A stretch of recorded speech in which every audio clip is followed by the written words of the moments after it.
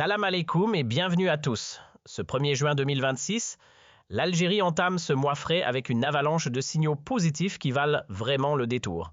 La Banque africaine de développement vient de relever ses projections économiques pour le pays et les chiffres font parler d'eux.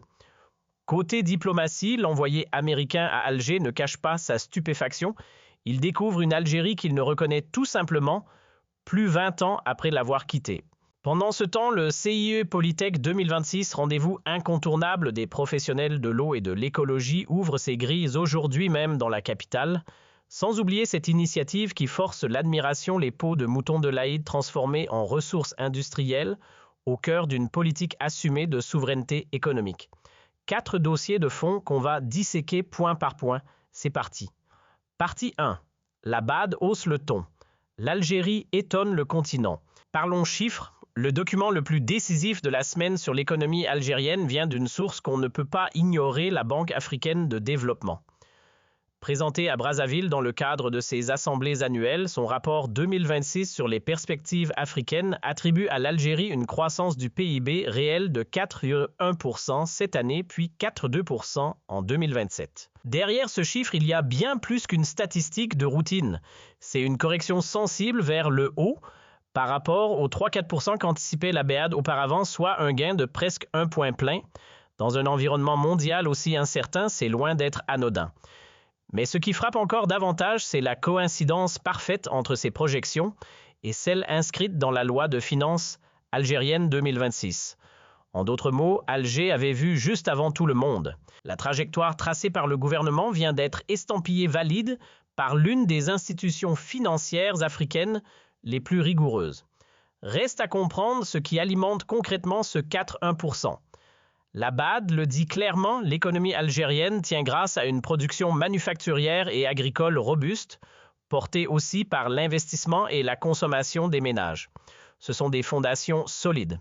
La croissance ne repose pas sur le seul robinet pétrolier, elle s'appuie aussi sur les ateliers, les terres cultivées et la demande qui monte de l'intérieur du pays. Deuxième élément remarquable du rapport, l'inflation.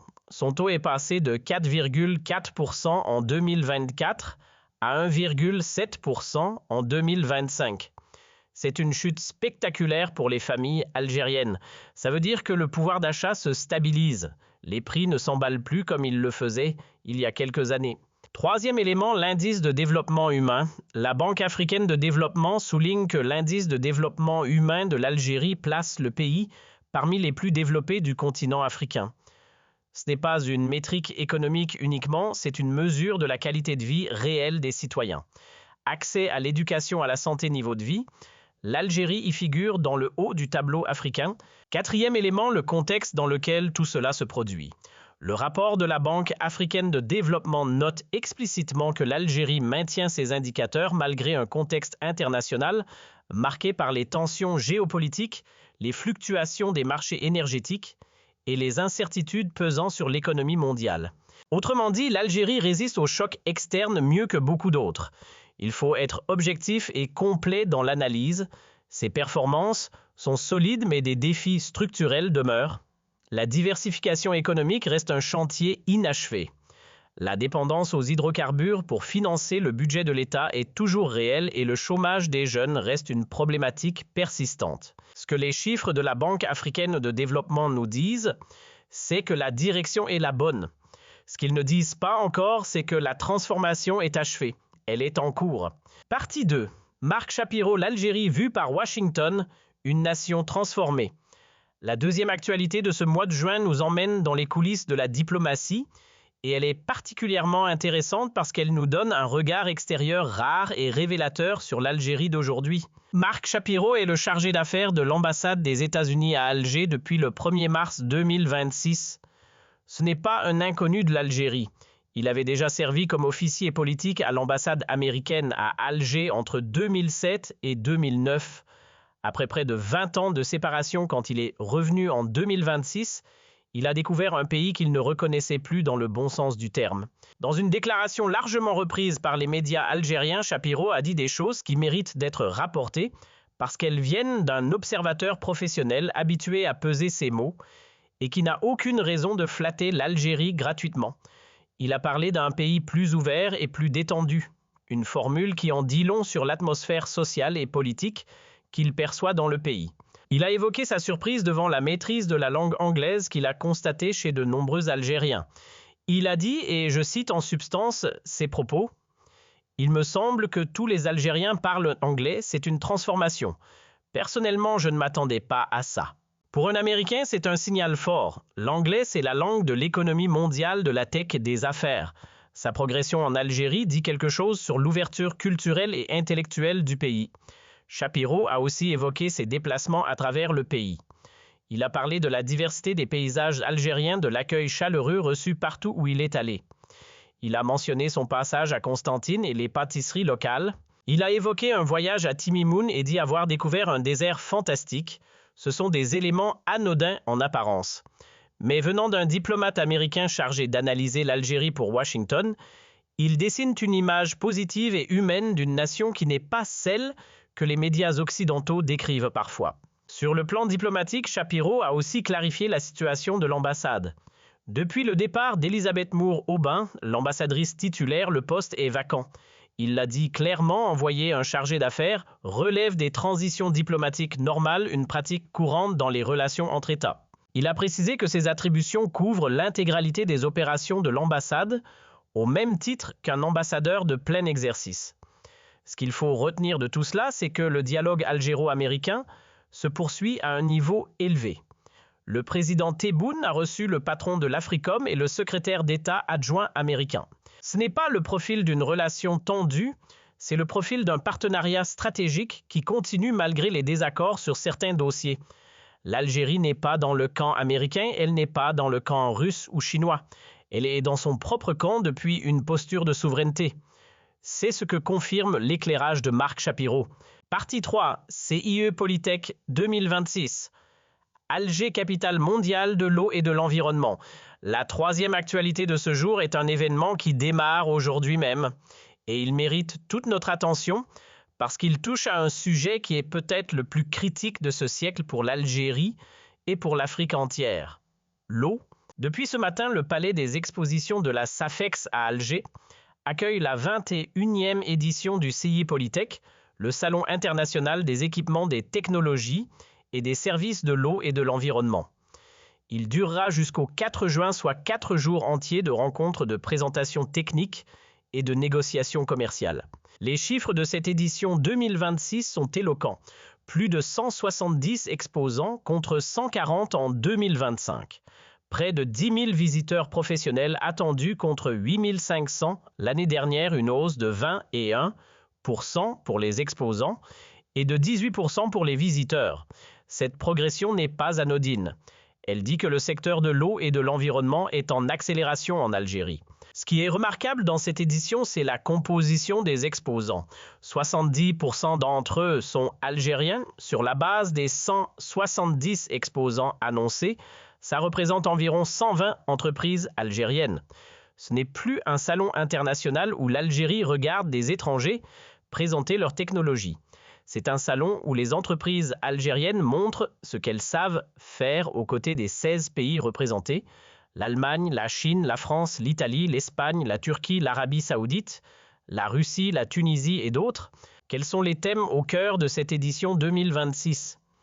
Ils reflètent exactement les défis concrets que l'Algérie doit relever. Le dessalement de l'eau de mer et des eaux saumâtres. L'Algérie a investi massivement dans les stations de dessalement et le pays possède aujourd'hui l'une des plus grandes capacités installées d'Afrique. L'économie circulaire appliquée à l'industrie, comment réutiliser, recycler, réduire les déchets industriels. La réutilisation des eaux usées épurées pour l'agriculture, un enjeu crucial dans un pays où la ressource en eau est sous pression. La finance verte, comment mobiliser des capitaux pour financer des infrastructures environnementales, la préservation du littoral et la lutte contre la pollution marine. Ce salon est stratégique pour l'Algérie à plusieurs niveaux. D'abord parce que l'eau, c'est la sécurité alimentaire. Sans eau, pas d'agriculture. Sans agriculture, pas d'autosuffisance alimentaire. Ensuite parce que la transition écologique est une réalité économique. Les pays qui maîtrisent les technologies environnementales ont un avantage compétitif considérable dans les décennies à venir, et enfin parce que l'Algérie peut devenir un exportateur de solutions environnementales vers l'Afrique subsaharienne, un marché de plus d'1 milliard de personnes qui en a désespérément besoin. Le fait que 70% des exposants soient algériens, c'est la preuve que l'industrie nationale de l'eau et de l'environnement est en train de se structurer. Ce n'est plus un marché de l'importation, c'est un marché de la production et de l'expertise locale. Partie 4. Du sacrifice à l'usine. L'Algérie transforme les peaux de mouton en richesse industrielle. La quatrième actualité de ce mois de juin est l'une de celles que j'aime particulièrement raconter, parce qu'elle illustre un changement de mentalité profond dans la manière dont l'Algérie regarde ses ressources. Chaque année, à l'occasion de l'Aïd el-Adha, des millions de moutons sont sacrifiés à travers le pays, et chaque année, des tonnes et des tonnes de peaux finissaient abandonnées, jetées ou brûlées, représentant un gaspillage économique colossal. Cette année, l'Algérie a décidé de transformer ce gaspillage en opportunité industrielle et la démarche est sérieuse.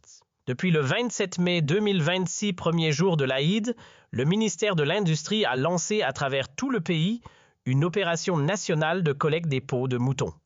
La campagne est placée sous un slogan qui dit « Tout, du sacrifice à l'usine, la peau est une valeur à ne pas gaspiller ».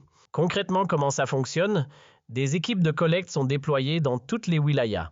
Le groupe public GTEX, le holding textile et cuir, coordonne les opérations avec les autorités locales, les services techniques, les associations et les équipes de terrain. Les peaux collectées sont transportées vers des structures de traitement et de valorisation.